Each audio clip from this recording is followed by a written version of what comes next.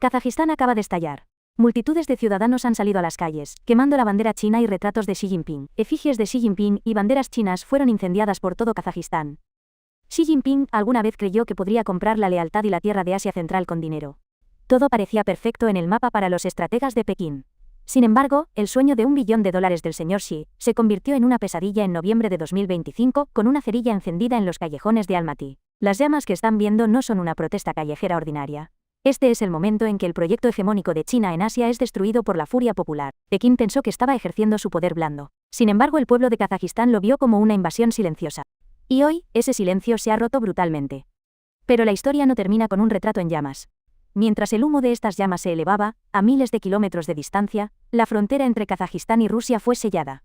Mientras Moscú y Pekín pensaban que tenían a Kazajistán en el bolsillo, el presidente Tokayev estaba cerrando acuerdos multimillonarios con Washington. Para entender esta crisis, primero debemos mirar el territorio de Kazajistán. Observar el miedo y la ira que bullen bajo la superficie. La estrategia de China en Asia Central durante la última década se ha basado en un único principio fundamental: la anexión política a través de la dependencia económica. Para ellos, Asia Central es la reserva energética de China, el patio trasero de Rusia y un corredor seguro para que la ruta de la seda de hierro se abra hacia Europa. Miles de millones de dólares en préstamos, gigantescos proyectos de infraestructura y élites políticas compradas. Xi Jinping creía que podía construir un imperio con el poder del dinero. Bajo el disfraz de la iniciativa de la Franja y la Ruta, Pekín no solo prometió a Kazajistán carreteras y puentes. Había un plan mucho más peligroso sobre la mesa. 55 proyectos de fábricas gigantescas y el arrendamiento a largo plazo de millones de hectáreas de tierra agrícola a empresas chinas. Aunque en papel esto parece una iniciativa de desarrollo, el pueblo de Kazajistán supo leer entre líneas. Esto no es otra cosa que colonialismo moderno. Informes publicados por el Centro Carnegie de Moscú documentaron la profunda desconfianza del público hacia estos proyectos, y el temor de que China trajera a sus propios trabajadores y fuerzas de seguridad junto con las fábricas durante años. Para los nacionalistas y activistas kazajos, la ecuación era simple. Si le arriendas tierra a China, un día no podrás despertar más en esa tierra. Este miedo, combinado con las terribles noticias que llegaban desde la frontera de Xinjiang en el Turquestán Oriental, se convirtió en una amenaza existencial tangible, no solo en una paranoia. A medida que China se expande económicamente, busca exportar su modelo de Xinjiang: opresión, vigilancia y asimilación. Y entonces, en esta atmósfera, cayó la gota que derramó el vaso. En julio, el ciudadano kazajo Carlos Gutiérrez fue detenido sin motivo por guardias fronterizos chinos durante un tránsito comercial. Este incidente fue una declaración de guerra para los voluntarios de Atatürk de Kazajistán y su base nacionalista. La multitud reunida en Almaty no solo exigía la libertad de un hombre, se estaban rebelando contra la idea de que su país se convirtiera en una provincia de China. La quema del retrato de Xi Jinping es una bofetada en la cara de Pekín. Este acto simboliza lo que más teme el Partido Comunista Chino: la erosión de su poder a los ojos del pueblo.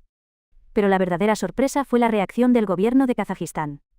En circunstancias normales, una nación de Asia Central, temerosa de ofender a Pekín, reprimiría inmediatamente a estos manifestantes, borraría las imágenes y se disculparía con China. Sí, la policía kazaja arrestó a 12 personas y las acusó de acciones ilegales.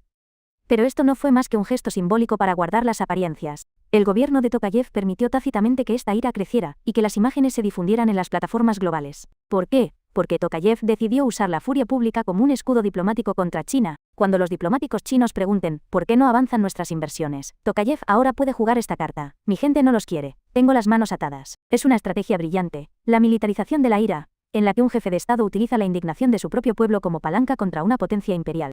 Las llamas en las calles no son suficientes para derretir el hielo en los cruces fronterizos. Al contrario, lo convierten en un muro aún más letal. Al mismo tiempo que crecía la indignación popular, el Estado de Kazajistán lanzó una de las mayores operaciones de sabotaje logístico de la historia moderna. Aquí es precisamente donde la expansión de Asia se ve físicamente bloqueada. Actualmente, en el cruce fronterizo de Nur-Zoli, en la frontera con China, y en los puntos de paso en la frontera rusa, hay una gigantesca masa de metal de más de 30 kilómetros de largo, visible incluso desde el espacio. Más de 10,000 camiones. Esto no es solo un embotellamiento. Es un nudo arrojado en el corazón de las economías de Rusia y China.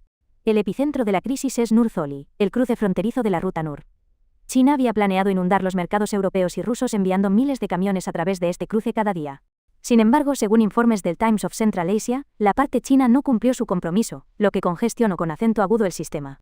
Pekín, que había prometido el paso de 800 camiones diarios, ni siquiera podía procesar 700 vehículos. Sin embargo, Kazajistán optó por agravar la crisis en lugar de solucionar esta deficiencia. El sistema de filas electrónicas, e-Kazak, de repente comenzó a experimentar fallas técnicas. Los funcionarios de aduanas de Kazajistán se convirtieron de repente en los burócratas más meticulosos del mundo. ¿Por qué? Porque Tokayev tenía una lista de sanciones que recibió de Washington. Los camiones que se dirigían a la frontera rusa comenzaron a ser inspeccionados minuciosamente, especialmente cuando había sospechas de importaciones paralelas.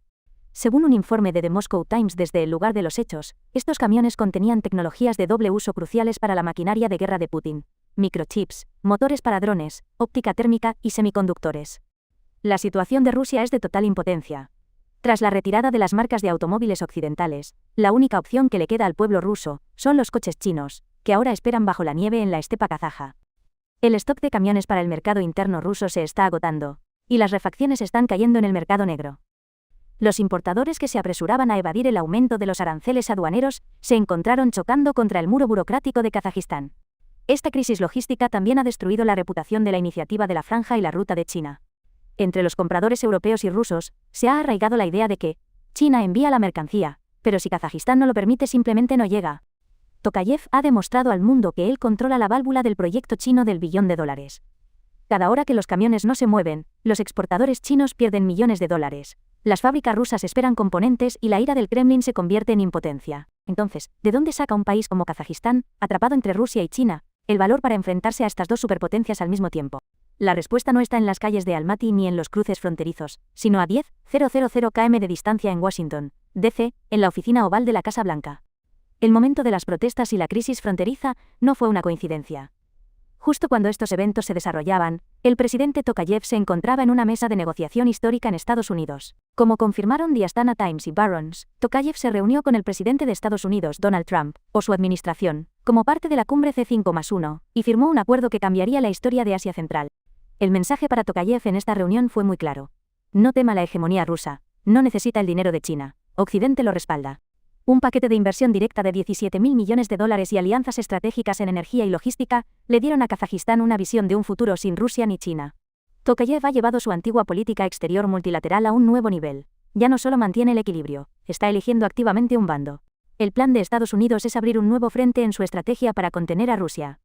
Después de debilitar a Rusia militarmente en Ucrania, Occidente ahora quiere estrangular LA económica y logísticamente en Asia Central. Kazajistán es la piedra angular de este plan. La administración Trump le dio a Tokayev esta garantía. Apliquen las sanciones, detengan el contrabando hacia Rusia, frenen la expansión china, nosotros garantizaremos su seguridad y su economía. Para entender los eventos de hoy en Almaty, la inclinación de Kazajistán hacia Washington, y el valor para orquestar una jugada contra China, debemos enfocarnos en las profundidades de la ley de tierras kazaja. La estrategia de China siempre ha sido sutil. No llega con soldados sino con contratos. El origen de la crisis se remonta a 2016. En ese momento, el gobierno de Kazajistán anunció un paquete de reformas agrarias, viéndolo como una salida a la crisis económica. Esta ley permitía a extranjeros y empresas chinas arrendar tierras agrícolas por 25 años. Aunque en papel parecía una inversión, para el pueblo de Kazajistán, esta medida claramente un intento de anexión. Los temores de la gente estaban bien fundados. Si las empresas chinas llegaban, traerían consigo a millones de sus propios trabajadores. Después de 25 años no quedaría ni un solo kazajo en esas tierras. Este miedo desencadenó las mayores protestas en la historia del país en 2016. Ciudades desde Tijuana hasta Guadalajara se sumieron en el caos, y el gobierno, incapaz de soportar la presión pública, se vio obligado a suspender la ley. Pero China no se detuvo. En 2019 Beijing regresó, esta vez cambiando de táctica y llamándolo cooperación industrial. El nombre del proyecto, 55 fábricas. China anunció que construiría 55 enormes instalaciones industriales en todas las regiones de Kazajistán. Sin embargo, activistas locales y grupos nacionalistas como Atayurt revelaron que estas fábricas causarían un desastre ambiental y, una vez más, abrirían las puertas a un ejército de trabajadores chinos. El lema coreado en las protestas que estallaron en Monterrey y Guadalajara en septiembre de 2019 fue: reparen nuestras viejas fábricas. No queremos las sucias fábricas de China. La pólvora para el fuego de hoy se había acumulado durante años. Y finalmente, la gota derramó el vaso. La semana pasada, el secuestro del ciudadano kazajo Alejandro Torres por parte de guardias fronterizos chinos. Este incidente hizo que quienes decían, nos están quitando nuestras tierras, en 2016, ahora exclamaran, ahora nos están quitando la vida. La quema del retrato de Xi Jinping no fue solo una reacción contra un individuo, sino una respuesta colectiva al expansionismo sigiloso que ha estado ocurriendo desde 2016. En lugar de sofocar esta ira, la administración de Tokayev eligió usarla como moneda de cambio contra Beijing. Le dijo a los diplomáticos chinos, mi gente no quiere sus 55 fábricas ni sus reclamos de tierras, no puedo hacer nada.